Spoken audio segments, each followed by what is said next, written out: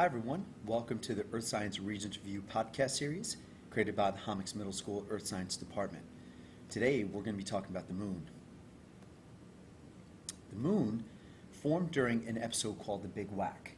Okay, the Big Whack was an episode that occurred about 4.5 billion years ago during the formation of the Earth. As the Earth was forming, a large object in space crashed into the Earth and knocked a section of the Earth off, which eventually formed into our own moon. We can make that inference because the moon and the Earth are made up of the same type of rock called basalt. Okay, the moon is also our only natural satellite as well. Big thing about the moon is that it has two motions, rotation and revolution. The thing that's important here is that rotation and revolution occur at the same rate with the moon, which means that we always see the same side of the moon. We always see the near side. We never see the back side or the far side of the moon. Okay, one complete revolution is what we call the sidereal month. Occurs about 27.5 days. That's going to be one revolution around the Earth. That's going to be a little bit different from a complete cycle of phases, which we'll talk about in a little bit.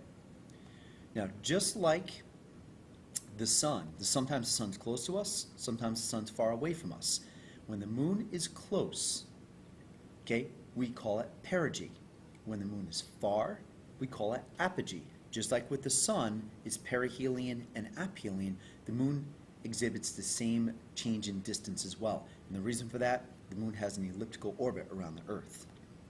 The moon rises and sets about 50 minutes later each day or each night, okay, depending on the phase that you're in. So if the moon rises tonight at say 7 o'clock, it's going to rise tomorrow at 7:50, the next night at 8:40, the next night at 9:30, and so on.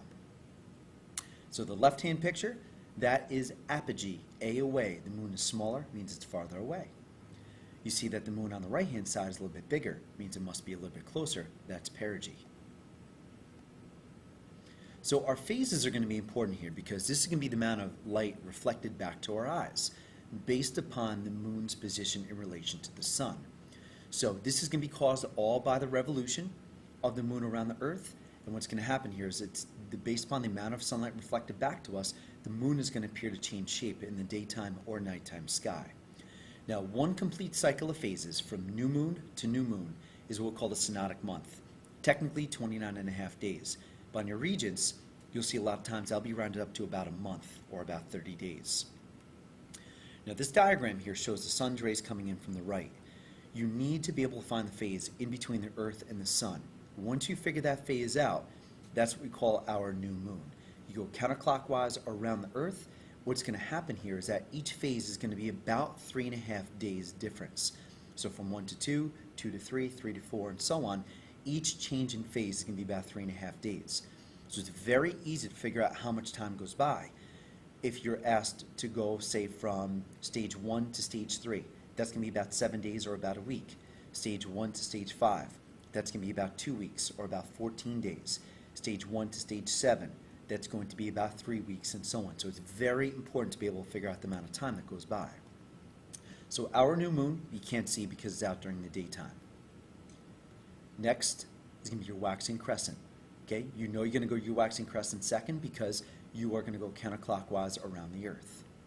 You'll notice that your waxing phases get brighter from right to left across the surface. Phase 3 is going to be your first quarter. Phase 4 is going to be your waxing gibbous. Phase 5, about 2 weeks into your revolution, is going to be the full moon. Once you get done with the full moon, now the phases start getting darker from right to left across. That's going to be your waning gibbous, your third quarter, your waning crescent. So once you get your phases down, now you can start talking about eclipses. A lunar eclipse is going to occur during the full moon, and this is going to be an eclipse of the moon. The moon is going to pass into the Earth's shadow, much like what you see in this diagram here. Now, this diagram is not drawn to scale, but you see the full moon is fully engulfed into the Earth's shadow. That is what we call a lunar eclipse. Eclipse of the moon happens during a full moon. Solar eclipse is exactly opposite. This is an eclipse of the sun, which occurs during the new moon. So this has to happen during the daytime. So you see the new moon moves in front of the sun and blocks out and creates a shadow on the Earth. Now, this is kind of odd because the moon, even though it's significantly closer to the Earth, it's significantly smaller than the sun. So the sun and the moon are exactly the same size in the daytime sky.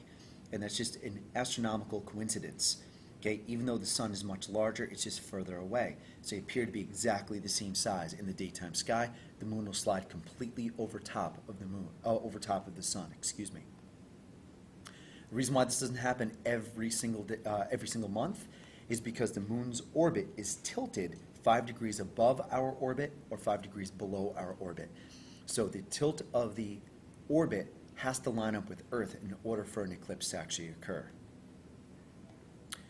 Next leads us to tides, which are also cyclic. They happen over and over and over again, actually on a much more frequent basis than your phases. You tend to get 2 high tides and 2 low tides every 24 hours. So there's a couple ways in which you can look at this time frame. You can say that your high tide to low tide is 6 hours apiece. You can say from high tide to high tide is 12 hours apiece.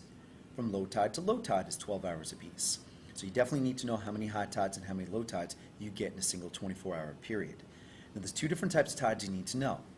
You need to know your spring tide, which can occur at your new and full moon. Okay, what's going to happen here is that the gravitational pull of the moon and the sun, specifically more the moon because it's closer to us, is going to pull on the liquid part of our Earth. And what's going to happen is you're going to get high tides and low tides.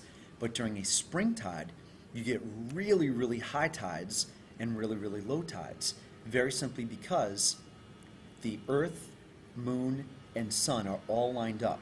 So you can see in this diagram, you see the new moon and the full moon. Those are going to be the 2 phases in which you are going to get your spring tides. And you notice the letter H's representing your high tides. They're completely in line with your moon. So new moon and full moon. You compare that with what are called neap tides, which are going to occur at first and third quarters. Now these are going to be a little bit more adjusted tides. So you're going to have a little bit lower high tides, but a little bit higher low tides.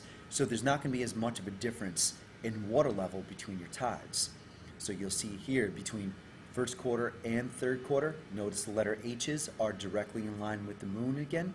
Again, this time the reason why your tides aren't as extreme because your moon and the sun, they're somewhat right angles to the Earth. So they're not going to be nearly as exaggerated as those spring tides. Now, a great way to remember your tides, a great way to study for these, put diagrams on note cards. Do your eclipses on note cards. Do your tides on note cards. Do all your phases on note cards. Really easy way to try to remember them and study them.